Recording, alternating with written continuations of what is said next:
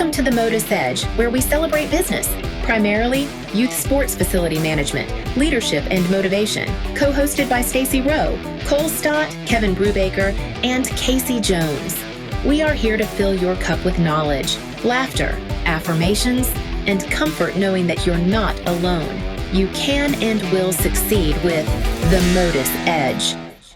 Hello. We are back with another episode of the MotUS Edge. And lucky you, it's just Stacy and Cole today.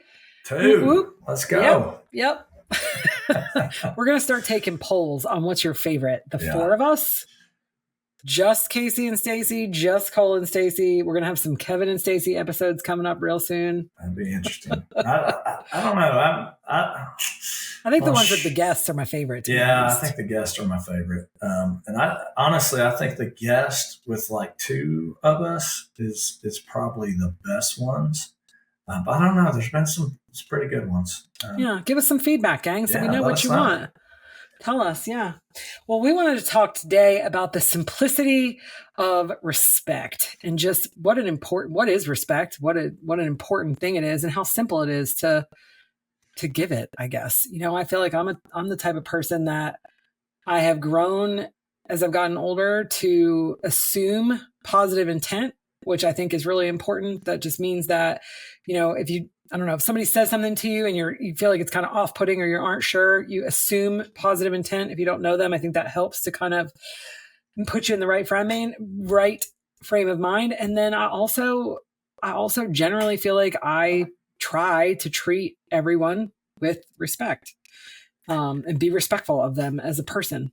So randomly, I didn't know this was our topic today until this morning. But last night I was watching American Gangster. So I'm going to try to tie this in. And I thought this when I was watching it. It's like that line is great. So for those of y'all who've seen the movie, Denzel Washington is like the drug kingpin in Harlem. And his boss dies. So he kind of like takes over and has this different way of doing the drug trade. Did anyone know we were going to be talking about drugs this morning? Seriously. I'm like, where's this going? I don't know if I've seen American Gangster. I'll have to. It's awesome. It's a fantastic movie. He really grows and he's cornering the market. And the old school Italian mob boss, calls him over to his house and he talks to him about respect. And, I love this line. He looks at him. He's like, do you not have respect for the system and the way things have been done and going through, processes and, and painting it upwards, how, the mob functions. And he looked at him and he said, well, I respect your people about as much as they've been respecting me my whole life. And that just hit home to me. It's like, that is so true. If you don't give respect to people, you can't expect them to respect you back. So if you haven't seen American Gangster, check it out. I know it's an older movie, but it's a good one. That hit home last night. That hit home and it's like, that is so true. So what I'm hearing is you like to get your philosophical lessons from gangsters. Yes, Got it. Check. Yes. Okay, cool. The fact is I've probably seen that movie 3 times, but for as many things as I do remember in my little noggin, I don't store, it's this thing that has been my entire life. I don't store movies in my brain. There are very few movies that I remember well and know the name of and know that I've seen. Outside of that, I'm like, I have to ask my husband, hey, babe, have we seen that before? Because I don't remember. And then he'll be like, yes, we've seen it before. And it's, it's about this, and this. And sometimes I'll rewatch an entire movie and not know that we've already watched it 3 times in our lives. Wow. That's an interesting fact. I feel like I'm the complete opposite. I feel like I remember lines from every movie I've ever watched.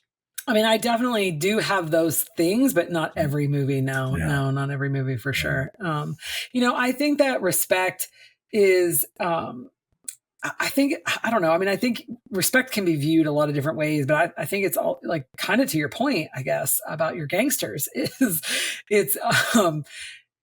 think that, being considerate of others and what, I don't know, when you come at people sometimes, I feel like in a negative way, oftentimes it's because you're thinking about everything that's going on in your world. You're not at all considering what is going on in someone else's, world. I guess you're focused on you and your circumstances and not their circumstances. And so I think that respect, is kind of understanding that other people have things going on, like a simple way to explain that, I think, to articulate what I'm trying to say. This is very simple. But you're an employer, you have an employee who's off. You have an employee that's off, and you need something that employee would typically do for you, and you choose to bother them on their day off to get what you need in that moment. That's unless it's an emergency, I feel like that can be disrespectful because they wanted to take this day. So, don't do that. If you can wait a day, if you can wait 24 hours, wait 24 hours, or go get it from somebody else, which I think that's, again, a simple example. And for people like you and I, we're working every day, all day. So like that doesn't apply, but I'm saying for other people. That doesn't necessarily apply to us. No. Very true. No, I think, I look at respect as kind of, bigger picture too. I think it applies to like your whole relationship. It's like, are you kind to that person? Then are they kind back? Are you considerate of their feelings? Do you take the time to see what's going on in their life? It's cliche, but you can't just demand people's respect. You got to earn their respect. And it's one of my pet peeves. I personally cannot stand it when someone thinks that they're better than other people. And if they're coming in and thinking, oh, I'm awesome and I'm so special and people just need to respect me. It's like, why? But do you have any kind of relationship with that person? Have they ever even met you? Not to say that you can't respect people that you don't know or don't have a closer relationship with. Because I think you definitely can. You can respect, the person or the office that they're in or the position that they're in, and I think there is some inherent, levels of respect just by that position. But, it's just one of the things that truly doesn't bother me. I think we're going to go deep into some philosophical stuff here. I think it's kind of it goes both ways. So for me, I feel like you can show respect you should show respect to others, like you said, whether you know them or not, by being kind and gracious, and grateful for whatever it is whatever your interaction is. And that's you giving respect. But I do believe that respect of yourself is earned. There you go. And so because I don't know you doesn't mean I'm going to be disrespectful to you. I'm going to be respectful to you. I'm going to be kind. I'm going to, treat you with kindness, and I'm going to be gracious to you because especially because I don't know you really. But for you to respect me, I feel like I need to earn that, if that makes sense. I don't know. I mean, I feel like that's kind of an oxymoron, but that's kind of how I feel about it, Yeah. So what do you think? And I already know my answer, so I'll go first if you need to think about it. What is the most disrespectful thing you could do to somebody? Oh, man. Gosh, the most disrespectful thing you can do to somebody. I feel like that's a multifaceted question. As a parent, I feel like the most disrespectful thing you could do is harm my children, be mean or, and I don't mean mean as in like a coach being mean to my, kid or whatever. I mean, like literally just, harming my child or hurting my child. I feel like that would be extremely disrespectful. One of the things I think that really, I don't know that this is like, I find it to be super disrespectful, but it's really frustrates me is time. I feel like, time is something that you should respect of other people. You should respect my time. I should respect your time. If the meeting starts at 10 o'clock, then the meeting should start at 10 o'clock. Your time isn't any more important than my time, so don't show up at 10:15. Now, granted, things happen. I get it. I totally understand, and I can show grace for those things and patience, but that's one of my biggest pet peeves. And then not paying attention. If I'm talking to you, pay attention. Yeah. you hit the or just nail on don't, the or head. don't, or then let's not have the conversation. Then it's fine. The time thing is just the one that really, really bothers me. And we've got a mutual friend. He's gotten better over it over time. But it's if we have a meeting that's scheduled at 10 and you're not going to show up till 10:30, then I have things to do too. It's like why is your time so much more valuable and more important than my time? You just made me sit around for 30 minutes waiting on you. And then when it gets over and over again, he's gotten better at it over the years, and he's a great friend. But it was so frustrating. So I've tried to not do that, and I'm not perfect for sure. But my granddad growing up would always say it's 15 minutes is on time. 15 minutes early is on time. Yeah. And it's tough to do because you sometimes traffic is, you don't have control of that, but you could leave earlier, give yourself a 15-minute buffer. But the time one is the one that stands out to me. It's just a simple thing. It's literally a choice most of the time to be on time. And like we've talked about before, is when people show up, 5-10 minutes late to a meeting or 5-10 minutes late to a Zoom, which everybody's Zooming all the time, these days. Then it's, immediately in my mind, it's like, well, this wasn't that important to me. And sometimes it's a legitimate excuse, but it just shows to me a respect level that, well, if it was important to them and they really respected this conversation or this meeting meant something to them, then they would be prepared. They would be logged in. They would have their computer ready. They'd have their notes already printed out. They would be ready to go.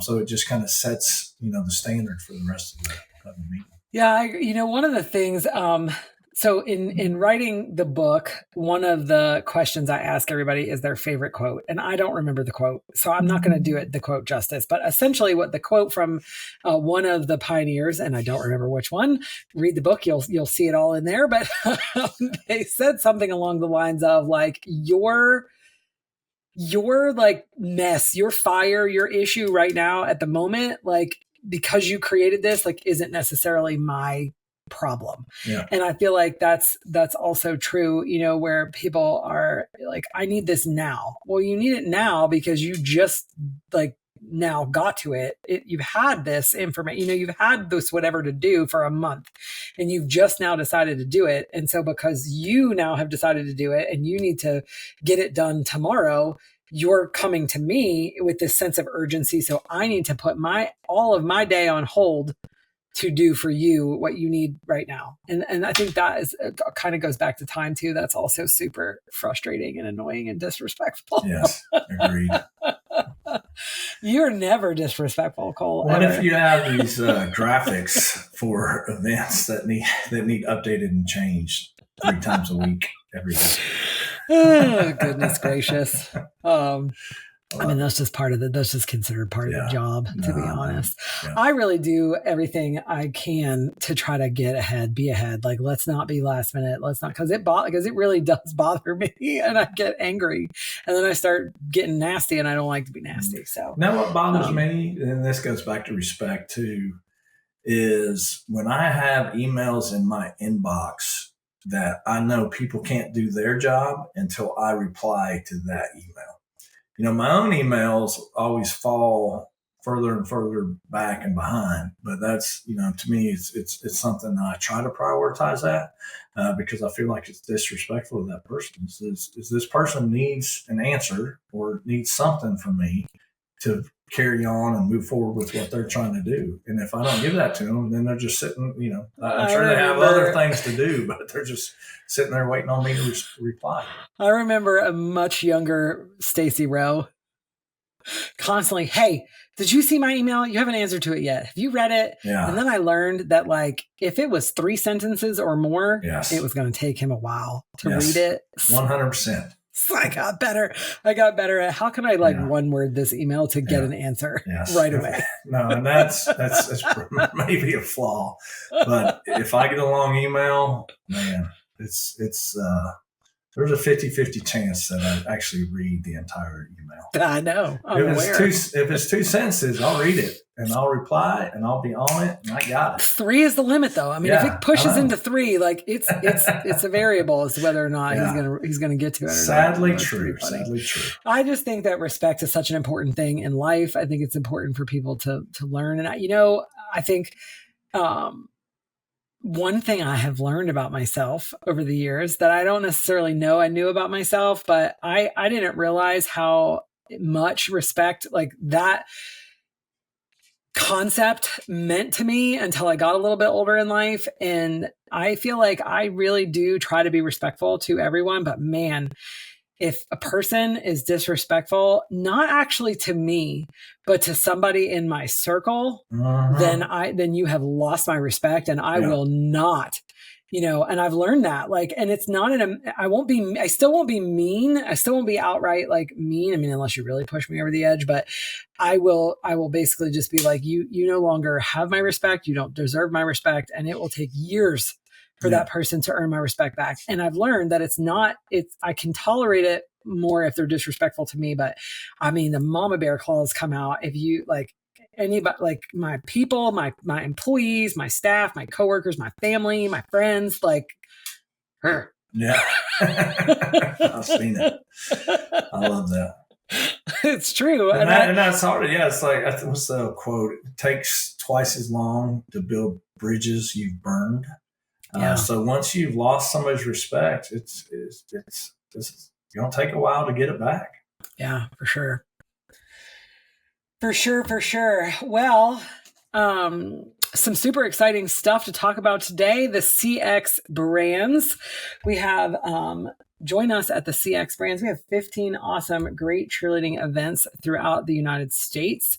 I'd like to point out that Kevin usually does this commercial, and he's not on the podcast today, and Cole doesn't like to do the commercials. So in an effort to be respectful of his dislike of the commercials, I'm doing this one. Yeah. Experience excellence when you attend a CX brand event. We are super excited to offer 4 amazing experiences this coming season. We have the Cheer Expo, the fabulous and ever so wonderful Cheer Expo, the OG brand.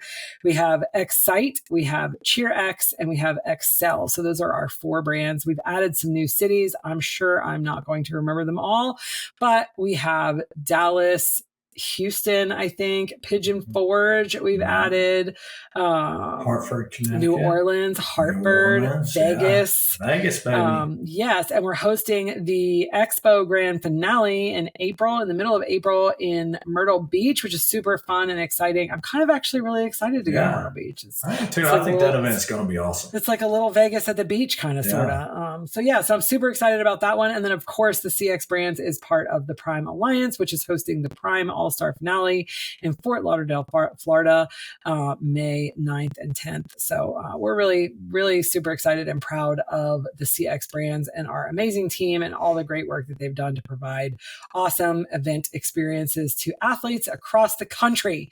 You can learn more about the CX brands on our website at www.thecxbrands.com. That's THECXBRANDS.com. I think I did all right with that commercial. Awesome. Kevin's gone. Stacy's taking over sales. No, for us, we really are proud of the CX brands. We feel like, we offer events that really cater to the coaches, to the athletes, to the parents. And we don't expect people to really fill their schedule with only our events. What we ask is just give us a try. Come to one or two. If you love it, come to 3. Our pledge to you is that we won't let you down. And if we do let you down, we'll do our best to fix it. And I'm really proud of that. So, why? Because we respect you. We respect you. RESPECT. It's one of my favorite songs. Yeah. Let's do a dad joke. You ready for it? I'm ready. Let's go. Why was the calendar afraid? I don't know. Its days were numbered. It's kind of like if you don't respect us or respect somebody, your days are numbered. Back to the mob. You don't respect the mob, Your days are numbered. You can disrespect me, you'll be fine. But you disrespect anybody in my circle, and your days are numbered. Yes, no, I'm just kidding. I love it. I don't know why that is about myself, but I have learned that about myself over the years. Yes. So, which is a great trait to have. Yeah. And I think speaking of respect, it's pretty crazy. I think over the years I've learned, I don't know, just, when you're younger, even older, you meet different people that you just, that you really admire or you really revere, and you don't know like what to expect of that experience. And I find that oftentimes they are some of the most respectful and gracious people that I've ever met. And so I think that in my, years of life, I'm not going to say how many years of life, but I think I've learned, only a few years younger than Cole years of life, I think I've learned that, there is some correlation with that respect and success, maybe. Yeah. I don't know. I agree. Some of the most, successful people out there that, that I've been fortunate enough to meet are the kindest, most humble, caring people that you'll ever come across. And the stereotype is that those are the people who could not be that way. But I feel like those traits are why they're successful. They truly care. And one of the examples I'll use is my wife has become friends, with Vicky Fulmer. So Phil Fulmer, who's, the head coach, athletic director at University of Tennessee for years, won a national championship. So my son is really good friends with, I guess it's his grandson. Anyway, so we were over at his house and got invited over to dinner. I'd met him a few times. I didn't really know him. But gosh almighty, just, especially in East Tennessee, he's like a figurehead of East Tennessee over the last 30 years. And just, wanted to know about my job and what I was doing, about, Maddox and Mason, my two sons, and what their future looked like. And just genuinely, like you felt it, like he genuinely cares and genuinely wants to help, and offers, several different things and ways, and said, hey, if you ever need anything, reach out. I'm here for you. And people like that, with those types of, just of respect, or just really caring for other people, I think that draws other people to them. I agree. And I agree with everything that you say. And I find oftentimes that they are, on time, put together, prepared, whatever, if they're a speaker, let's say, that we're bringing in, they're not 15 minutes late and disheveled and running in unprepared. Like, they are prepared. They've taken time to put together what their notes are and what they're going to be talking about. If they're coming on the podcast, even, they're prepared, they're put together, they're on time. They took the time to get ready. And I don't know. I find that so, refreshing, and oftentimes they are extremely kind and gracious and respectful. And like you said, you would think that you think that they don't have to be, but it's actually the opposite. It's like they are that successful because they are all of those things. Yeah.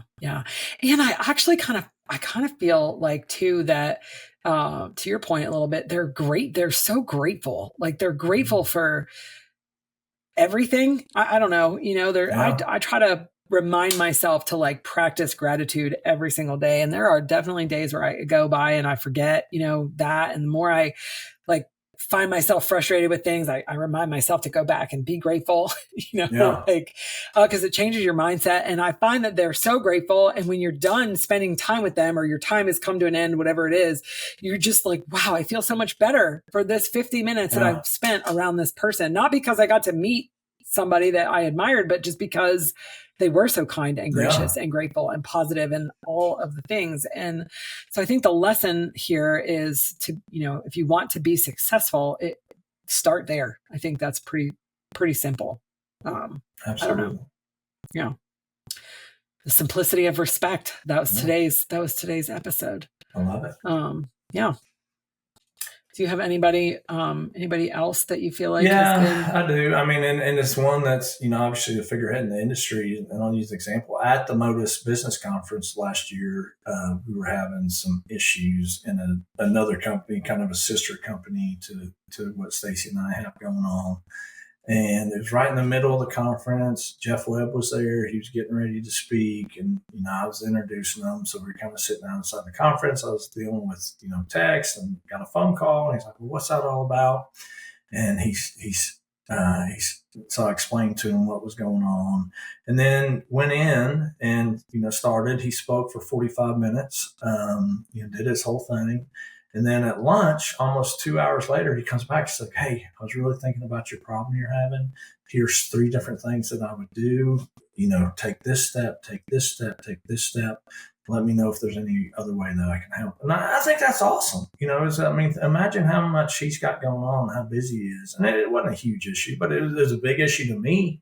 Right. But for him, it was not an issue to him at all. Yeah, like no issue to him. He could have just forgot about it. Right. And again, this is 5 minutes before he started his speech. But again, I think that's super cool and really gracious. And it's not fake. It's genuine. Like he genuinely wants to help. And I think that's a trait of all, successful people and of leaders, is that they truly do care about people that they're around.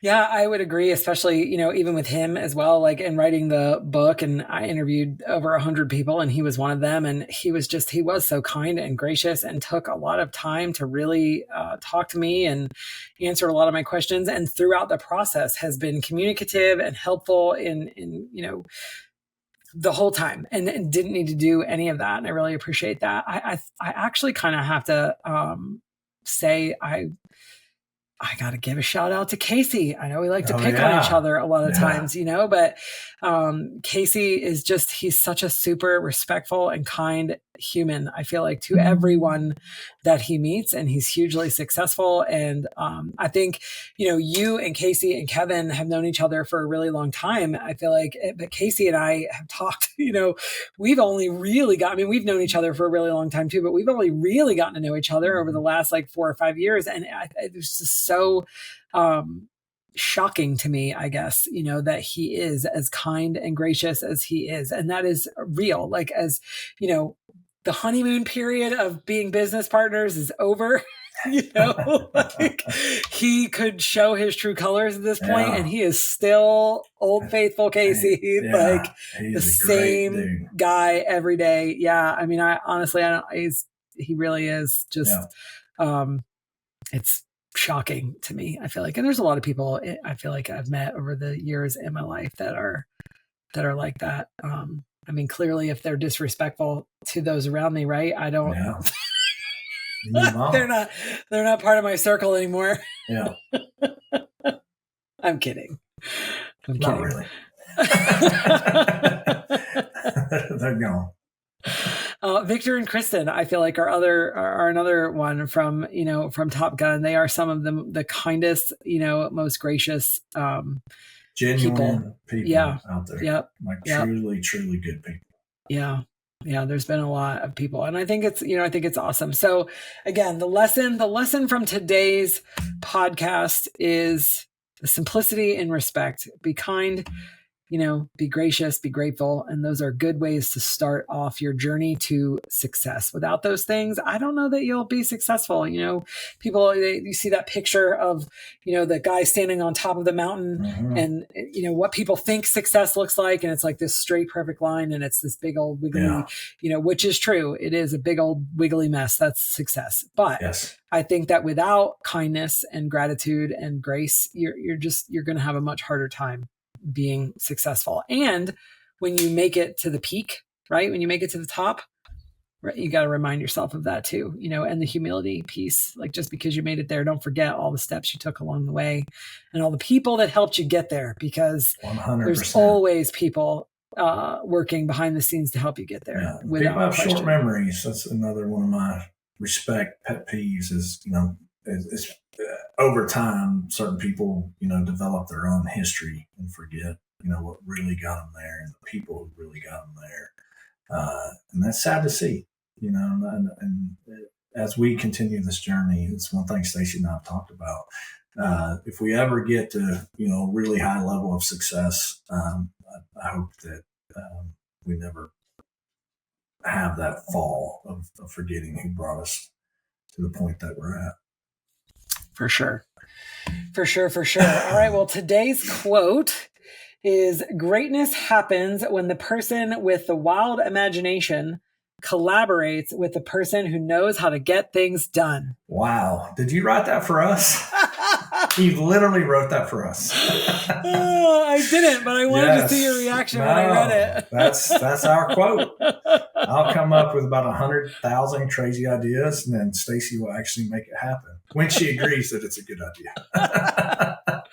This is true. Sometimes I'm like, dude, that idea, not so much. Funny thing is, we launched our new season finale in Fort Lauderdale, and as we were launching it and getting it all ready, and we were moving at lightning speed.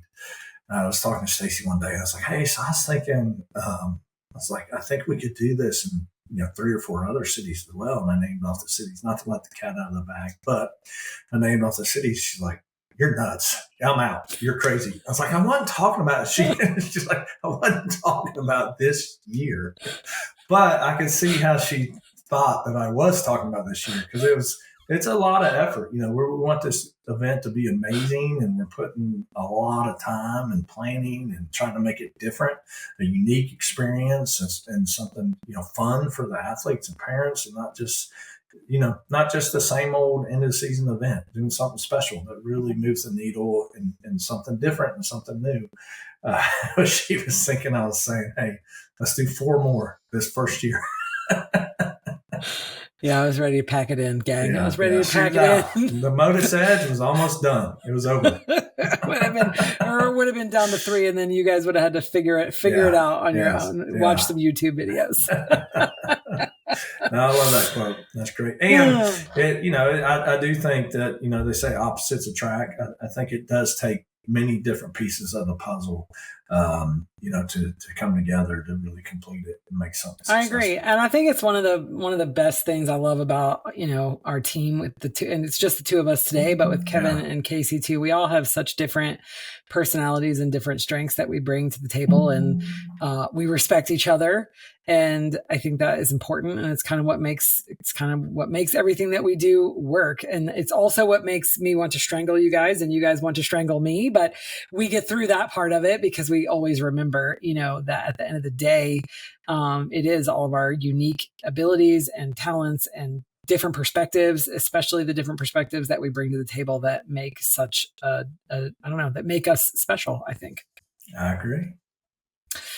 Yeah. So if you could pause on the crazy ideas for a minute, that would be lovely. I promise I am.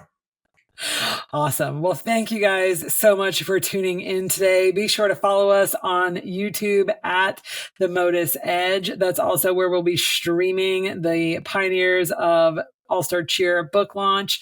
Give us a follow on Instagram, Facebook, and X at Join MotUS, and follow us or leave a review wherever you listen to your podcast. If you like what we're doing and want to hear more, let us know. If you like what you're doing, keep doing it. Remember to be respectful, show grace, and be grateful. Thank you for tuning in. We're so glad for you to have the MotUS Edge, and we can't wait to see y'all next week. Thank you for listening to the MotUS Edge. We hope you had a blast. Join us next week for more on business, leadership, and motivation. Subscribe and follow the show where you get your podcasts. Subscribe to our newsletter at joinmotus.com. The MotUS Edge podcast is produced by ClantonCreative.com.